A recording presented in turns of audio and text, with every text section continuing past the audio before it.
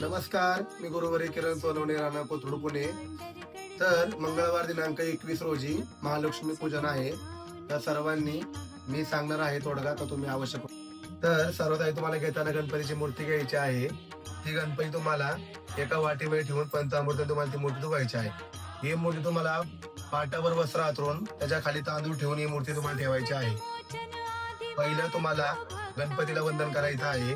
तुमची सुरुवात इथून गणरायापासून करायची आहे. मग तुम्हाला महालक्ष्मीची अशी मूर्ती आणायची आहे कमळात बसलेली, आणि ती तुम्हाला बरोबर पाटाच्या मधोमध मांडायच्या.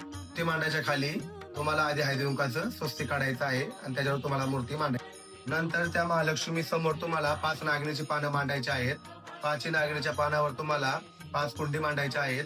5 कुंड्यांमध्ये तुम्हाला एकामध्ये मूग टाकायचं आहे, एकामध्ये तांदूळ टाकायचा आहे, एकामध्ये गहू टाकायचा आहे, एकामध्ये हरभरा टाकायचे आहे आणि एकामध्ये धन टाकायचं आहे. तर हे 5 कुंड्या तुम्ही तिच्या समोर बरोबर मांडायच्या. नंतर तुम्हाला अशी महालक्ष्मी घेऊन यायची आहे. ही लक्ष्मी तुम्हाला अशी मांडायची नाहीये. ह्यो पुढचा जो बुंदा आहे ह्यो देवाकडे करायचा आहे आणि हे पुढचं तू आपल्याकडे करायचं आहे. हे तिच्या समोर तुम्हाला मांडायचे आहे.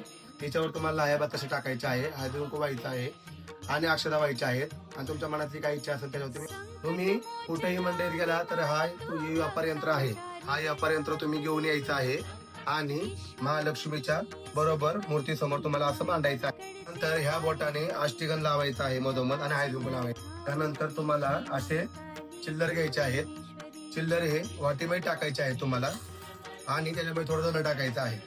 धन टाकून झालं की तुम्हाला ते महालक्ष्मीच्या बरोबर समोर मांडायचे आहेत.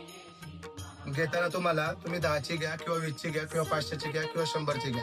तुमच्या परिस्थितीनुसार तुम्ही ती नोट घ्यायची आहे. हे देवासमोर तुम्हाला त्या बोटाने अष्टगंध लावून तुम्हाला महालक्ष्मी पुढे मांडायची आहे.